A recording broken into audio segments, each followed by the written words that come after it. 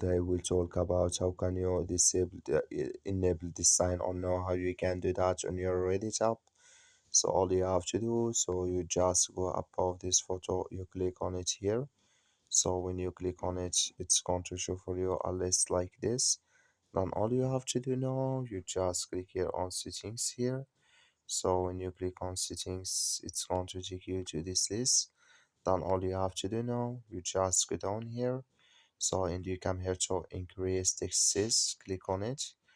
Then you come here to override device settings, clicking this sign here. So if you want to add it for your device, and here can you just control it here in this list to control your size here. Before that you have to turn on this sign, and here can you control it like this.